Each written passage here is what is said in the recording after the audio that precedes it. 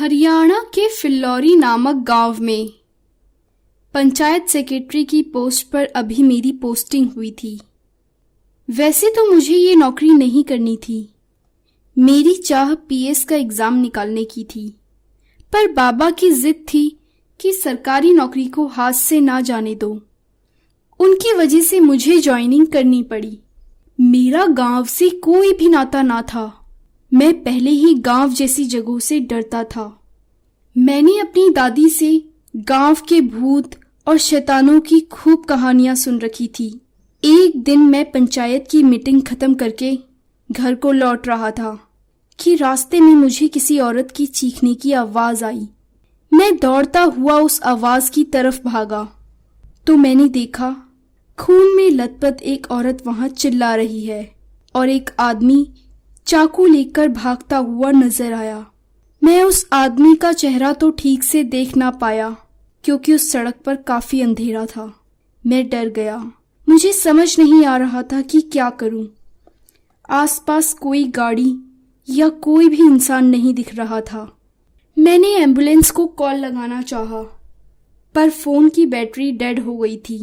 अब मेरे फोन की टॉर्च लाइट ने भी जलना बंद कर दिया था। मैंने भागकर गांव पहुंचकर लोगों को बुलाने की सोची। गांव अभी 5 मिनट की दूरी पर था। मैं भागकर प्रधान के दरवाजे पर पहुंचा। मैंने उन्हें सारी बात बताई। मेरी बात सुन गांव के बाकी लोग भी जमा हो गए। सबने मिलकर मेरे साथ उस जगह पहुंचने का निर्णय लिया। सारे लोग मेरे साथ उस जगह पहुंचे जहां ये हादसा हुआ था। पर ये क्या, वहां वो जख्मी औरत नहीं थी। वहां कोई भी ना था। मैं घबरा गया। मैंने गांव के लोगों को समझाने की बहुत कोशिश की, पर किसी को भी मेरी बात पर यकीन ना हुआ।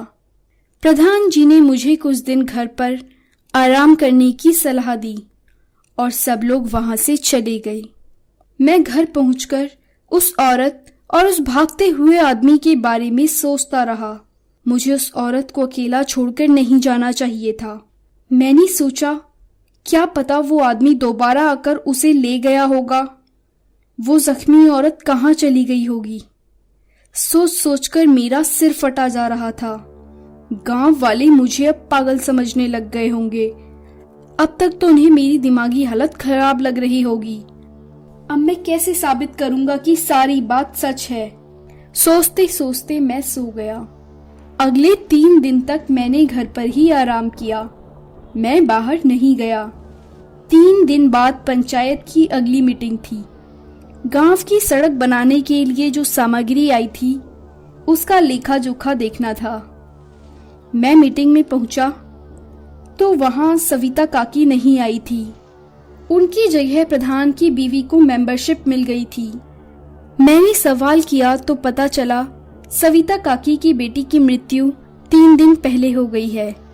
मैंने वहां जाने का फैसला किया। उनके घर पहुंचकर मैंने देखा दीवार पर जिस लड़की की तस्वीर है वो वही लड़की थी जिसे मैंने उस रोज जख्मी देखा था। मैंने सविता काकी और गांव वालों को बताया कि ये वही है जिसे मैंने उस रोज सड़क पर जख्मी देखा था। अब लोगों को कुछ कुछ मेरी बात पर विश्वास आया, परंतु उसे किसने मारा इसका पता लगाने और खूनी को सजा दिलवाने में किसी ने भी आगे बढ़कर मेरा साथ ना दिया। मैं रात को पुलिस स्टेशन से कंप्लेंट लिखवाकर आ रहा था कि उसी जगह पर मुझे रोने की आवाज सुनाई दी। मैंने पास जाकर देखा तो वह वही लड़की थी जो वहां रो रही थी। पहले तो मैं डर गया। मैंने भागना चाहा, पर फिर मैं रुक गया। मैंने उससे पूछा कि तुम कौन हो, क्या तुम जिंदा हो, तुम्हें किसने मारा, उस रात क्या हुआ था। उस लड़की ने मुझे बताया कि सड़क बनाने के लिए जो पैसे आए हैं उसमें प्रधान के बेटे और उसकी बीवी ने घपला किया है। वो आधे पैसे हड़प गए हैं। मैंने उन्हें पैसों को छुपाते हुए देख लिया था, इसलिए उसके बेटे ने मुझे मार डाला और मेरी माँ को धमकी देकर गए हैं वो किसी को कुछ न बताए। मेरी माँ सारी बातें जानती हैं। मैंने उससे पूछा क्या तुम जिंदा हो या मर गई हो। वो मुझे बोली नहीं, मेरी लाश को वो उस रात मेरे घर छोड़ आए मेरी माँ को इस बात को राज रखने के लिए कहा गया है। वो किसी से कुछ नहीं कहेंगी। ऐसा कहकर वो गायब हो गई। मैंने अगली सुबह उसकी माँ को पुलिस स्टेशन ले जाकर सब सच कहने पर जोर डाला। प्रधान की बीवी और बेटे को पंचायत के पैसों में धांधलेबाजी, मर्डर के जुर्म में सजा हुई। वो सुंदर सी लड़की जो मुझे आज भी याद है, वो मुझे फिर कभी नहीं दिखाई दी। मैंने अपने पीएस के एग्जाम की तैयारी शुरू कर दी है। अब फिलौरी गांव में मुझे डर नहीं लगता।